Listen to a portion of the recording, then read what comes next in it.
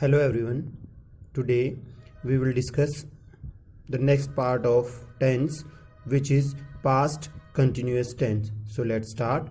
First of all हम जानेंगे जो हमारा past continuous है उसकी definition कि वो कैसे यूज़ होता है. It is used to show that an ongoing past action was happening at a specific moment of interruption. यानी जो हमारा पास्ट कंटिन्यूस टेंस है वो कहाँ यूज़ होता है? ऑन गोइंग पास्ट एक्शन, यानी पास्ट में कोई एक्शन हो रहा है, ऑन गोइंग जो चल रहा है, उसके लिए हम पास्ट कंटिन्यूस टेंस का इस्तेमाल करते हैं. और at a specific moment of interruption, जब किसी विशेष स्पेसिफिक मोमेंट यानी पर्टिकुलर स्पेशल इंटरप्शन हो रहा हो, बीच में कोई रुक रहा हो, तब. सीधी सी बात है कि हम जो पास्ट एक्शन ऑन गोइंग हो रहा है, जो चल रहा हो पास्ट में, उसके लिए हम पास्ट कंटिन्यूस टेंस का इस्तेमाल करते हैं. एग्जांपल देख लीजिए एक बार आप इसका. He was reading a lesson, Ram was going to school. सबसे इंपॉर्टेंट है, इसका फॉर्मेशन जान लेते हैं हम. Subject was were plus verb की फर्स्ट फॉर्म प्लस आईएनजी और ऑब्जेक्ट. सिंपल के लिए अगर नेगेटिव आएगा तो हम नोट का इस्तेमाल करेंगे वॉज और वर के बाद, यानी नोट जो है वो हमेशा थर्ड नंबर पे रहेगा. Subject was were plus not plus verb की first form plus ING plus object. Interrogative में वॉज वर्ब जो हमारा हेल्पिंग वर्ब है वो पहले आ जाएगा. ये हम पहले भी कर चुके हैं डिस्कस कि इंटेरोगेटिव सेंटेंस हमेशा हेल्पिंग वर्ब से स्टार्ट होता है, और इस पार्ट में हमारे हेल्पिंग वर्ब जो हैं वो वॉज वर्ब हैं. उसके बाद सब्जेक्ट, फिर वर्ब की फर्स्ट फॉर्म प्लस आईएनजी, फिर ऑब्जेक्ट और लास्ट में साइन ऑफ इंटेरोगेशन. आइए अब इनकी यूजेस के बारे में जान लेते हैं हम. पास्ट कंटिन्यूस का क्या यूज रहेगा? जब दो एक्शन एक साथ हो रहे हों सेम टाइम पर, यानी दो काम जब पास्ट में एक साथ हो रहे हों, तो हम उसके लिए पास्ट कंटिन्यूस टेंस का यूज करेंगे. जैसे एग्जांपल देख लीजिए. While my mother was cooking I was reading. दोनों काम एक साथ हो रहे हैं और यहाँ हम आईएनजी का इस्तेमाल कर रहे हैं, वॉज प्लस वर्ब की फर्स्ट फॉर्म प्लस आईएनजी का. While my sister was singing I was sleeping. इस तरीके से.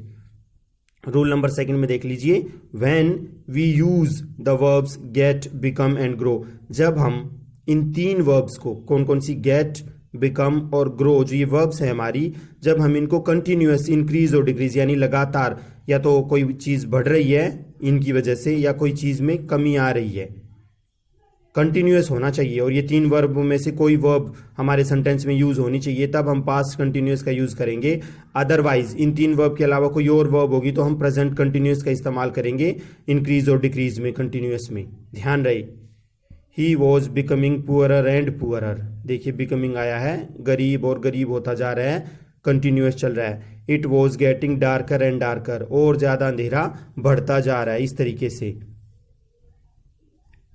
चलिए नेक्स्ट टेंस की तरफ चलते हैं, जो कि है हमारा पास्ट परफेक्ट. डेफिनेशन क्या है पास्ट परफेक्ट की?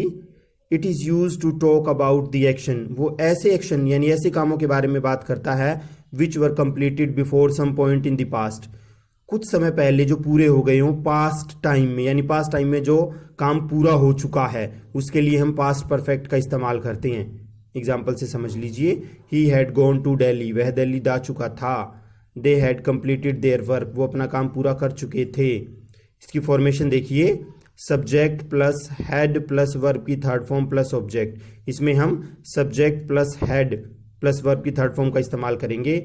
नेगेटिव होगा तो subject plus had plus not, तीसरे नंबर पे नोट आ जाएगा, वर्ब की थर्ड फॉर्म प्लस ऑब्जेक्ट.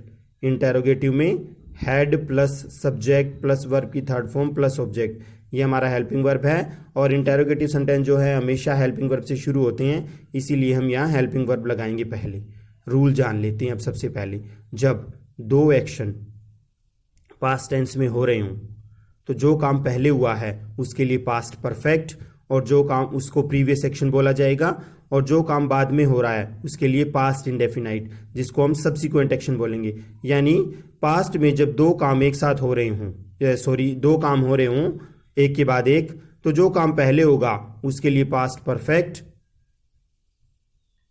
और जो काम बाद में होगा उसके लिए पास्ट इंडेफिनाइट. एग्जाम्पल से समझिए. The crops had destroyed before it रेन्ड. पौधे यानी या फसल जो है वो नष्ट हो चुकी थी बारिश होने से पहले, यानी पौधे पहले नष्ट हुए हैं, बारिश बाद में हुई है, तो जो काम पहले होगा उसके लिए पास्ट परफेक्ट, जो काम बाद में होगा उसके लिए past indefinite. She had left her office when he came. She had left her office, उसने ऑफिस पहले ही छोड़ दिया था उसके आने से पहले, यानी वो आई तब तक ऑफिस छोड़कर जा चुकी थी वो। सेकेंड रूल पे देखते हैं, पास्ट परफेक्ट का इस्तेमाल हम ऐसे इमेजिनेटिव फैक्ट्स के लिए करते हैं जो कि पास्ट में हुए हों। इमेजिनेटिव, काल्पनिक तथ्य जो सही ना हो, और उनके लिए हमारे पास ये स्ट्रक्चर होना चाहिए। ये स्ट्रक्चर देख लीजिए, if plus subject plus had plus verb की थर्ड फॉर्म, फिर कोमा, फिर दोबारा से सब्जेक्ट, फिर वुड कुड या माइट में से इन तीनों में से एक, फिर हैव प्लस वर्ब की थर्ड फॉर्म, फिर ऑब्जेक्ट। तो ये आपको पता होना चाहिए, इस तरीके का जो है हमारा स्ट्रक्चर होना चाहिए। अब देखिए एग्जाम्पल से, if the police had come a little before the criminal would not have gone away. अब देखिए, इफ सब्जेक्ट हैड वर्ब की थर्ड फॉर्म, अदर वर्ड्स हैं ये, फिर कोमा, फिर सब्जेक्ट आया, फिर वुड कुड या माइट में से एक आया, फिर हैव लगाया, फिर वर्ब की थर्ड फॉर्म लगाया, फिर अगर ऑब्जेक्ट होता तो ऑब्जेक्ट लगाते। तो ये स्ट्रक्चर आपका होना चाहिए। इमेजिनेटिव यानी काल्पनिक तथ्य जो कि पास्ट में हुए हों। अब लास्ट है हमारा पास्ट परफेक्ट कंटिन्यूअस टेंस। इसमें सिर्फ हमें फॉर्मेशन पे ध्यान देना है। इसमें जो सबसे इंपॉर्टेंट चीज थी हमारी यूजेज ऑफ सिंस फॉर, वो हम प्रेजेंट परफेक्ट टेंस में पहले ही डिस्कस कर चुके हैं। इसमें सबसे इंपॉर्टेंट वही होता है कि फॉर कहाँ लगेगा, सिंस कहाँ लगेगा। तो एक बार हम इसको पढ़ लेते हैं, पास्ट परफेक्ट कंटिन्यूअस टेंस को। इसकी डेफिनेशन क्या है? इट शोज दैट, ये हमें क्या बताता है? एन एक्शन, कोई काम, that started in the past, जो पास्ट में शुरू हुआ हो, कंटिन्यू, और वो अभी भी शुरू हो, another time in the past, किसी दूसरे पास्ट समय में, किसी दूसरे भूतकाल समय में भी वो चल रहा हो, यानी पास्ट में ही शुरू हुआ हो और अभी भी चल रहा हो, जो खत्म ना हुआ हो। फॉर्मेशन देख लीजिए इसकी, सब्जेक्ट प्लस हैड बीन, यहां हैड बीन लगेगा, प्लस वर्ब की first form plus ING plus object plus since for या टाइम। इसमें देखिए ये मिलेगा आपको, सिंस फॉर और टाइम ऑब्जेक्ट के बाद। नेगेटिव होगा तो हम हैड और बीन के बीच में नॉट लगा देंगे, और इंटेरोगेटिव होगा तो हैड को हम सब्जेक्ट से पहले ले आएंगे और सब्जेक्ट के बाद बीन का इस्तेमाल करेंगे। बाकी सेम पैटर्न रहेगा हमारा। अब हम इसके एग्जाम्पल जान लेते हैं। His elder sister had been dancing for 2 hours. I had not been reading a novel since morning.